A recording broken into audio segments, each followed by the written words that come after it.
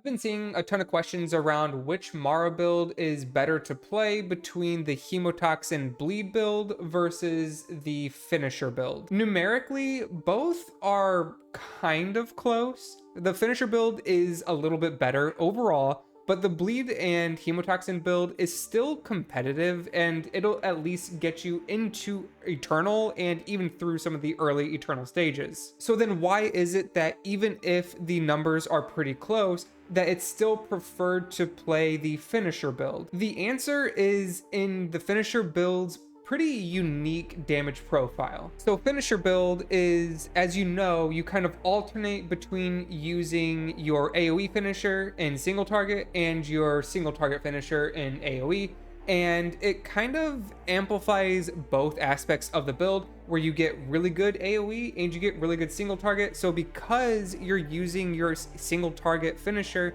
in AoE scenarios, it means that your damage profile has a unique property in that you do extra damage to single high priority targets inside of AoE situations. So typically when you're in an AoE pull and you're kind of just spamming whatever your AoE finisher is, like maybe you're playing something like Artios, right? Where all of your damage is coming from your damage over time effects, and you start detonating and causing all those damage over time effects to basically just replicate nearly identical amounts of damage across the entire pull. What this would probably end up leading to are scenarios where some ads, usually the ones that have very high health, those ads are typically going to die towards the end of the pack because simply they just have more health, and they're just gonna have a longer war of attrition basically. Now the reason why Mara is very good at that is because she can use her empowered single target finishers to chunk those higher health ads down to kind of cause the pull to be pulled and killed more evenly, and that is very efficient for time. You see, finisher might not be the best damage overall in the entire game, but its unique profile is very, very powerful. So I just have one of my Drakheim runs as an example where we just finished the first boss, and you can see here that this pull that's coming up is going to have a lot of mobs that have pretty similar health pools, but then up top here, you're gonna have this Ice Bite Reaver who has the most health in the entire pack. What's happening is as this pull is kind of progressing, I'm making sure to use my Deadly Scheme procs on my Arachnid Assault and just kind of slowly killing the pack evenly.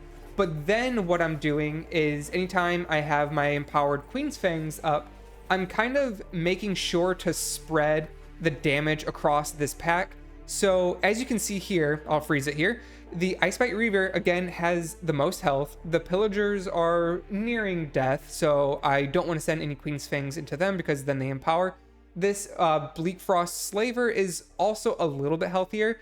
So what I'm trying to do is basically alternate targets with my Queen's Fang so that they die a little bit more evenly. And you'll see, like, as this pull kind of nears at the end, I'm focusing this Reaver, and pretty much everything died pretty close. So the reason that that is very efficient is because if you don't really have anything to deal priority damage to these higher health mobs, you might clear out the pack pretty quickly, but then you're kind of just stuck in this weird phase where you're still kind of using your single target damage just to wind down the pull. You don't want to use any kind of cooldown in this phase because you're trying to save those for the next pack basically. So you're stuck in this phase where you're in a weird limbo where you want to send damage, but it doesn't make sense to send the damage in a single target. And so both DPS and tanks are kind of just in this standoff where you're slowly killing that mob with single target damage when you could, try to just kill everything evenly.